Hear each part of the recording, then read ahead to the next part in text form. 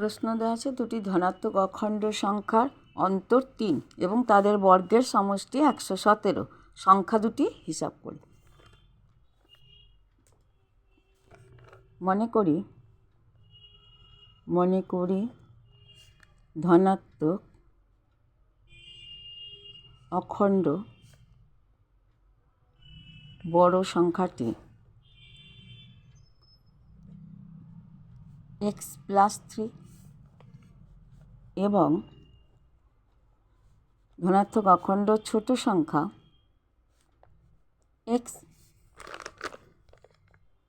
প্রশ্নানুসারে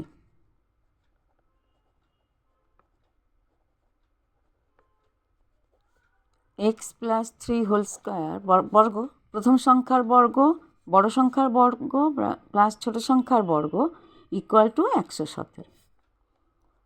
whole স্কয়ারের সূত্র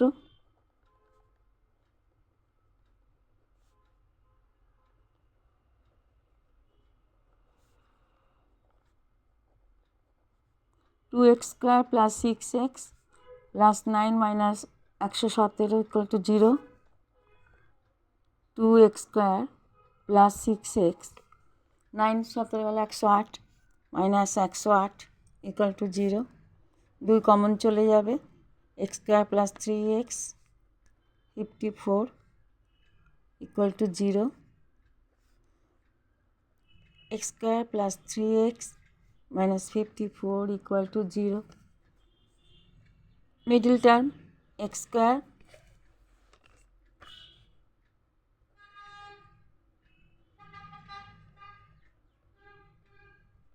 equal to 0. X square plus 9x minus 6x minus 54 equal to 0.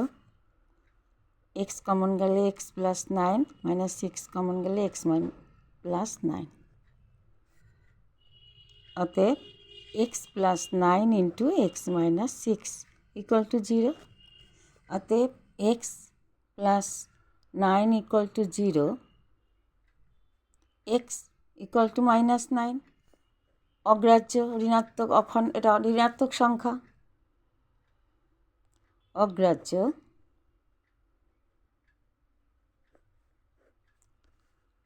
এবং x minus 6 equal to 0, অতএব x equal to 6। অতএব ছোট সংখ্যা 6 এবং বড় সংখ্যা 6 প্লাস 3 ইকুয়াল টু 9। অ্যান্সার। আর একটা কোশ্চেন দিয়েছে, একটি ত্রিভুজের ভূমি তার উচ্চতা দ্বিগুণ অপেক্ষা 18 মিটার বেশি। ত্রিভুজটির ক্ষেত্রফল 360 বর্গমিটার হলে উচ্চতা কত? মনে করি উচ্চতার সঙ্গেই সম্পর্ক করেছে ভূমির। মনে করি উচ্চতা h মিটার এবং ভূমি দ্বিগুণ 2h প্লাস 18 মিটার। ত্রিভুজের ক্ষেত্রফল এবং ক্ষেত্রফলের সূত্র কি?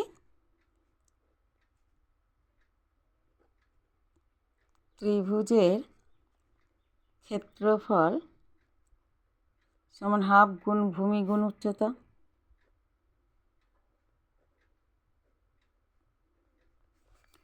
প্রশ্নানুসারে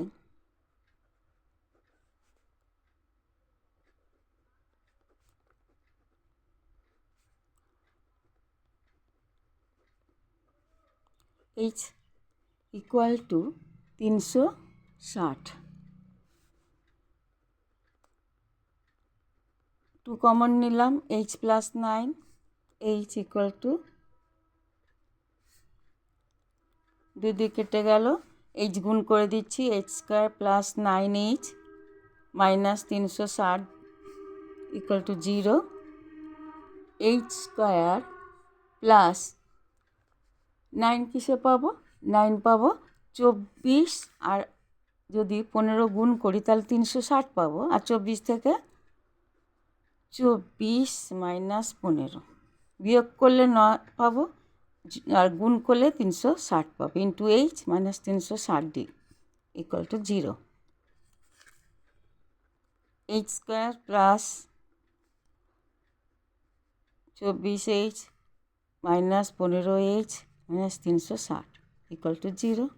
এইচ কমন নিলাম, এইচ প্লাস 24 মাইনাস 15 কমন নিলে এইচ প্লাস 24 ইকুয়াল টু 0।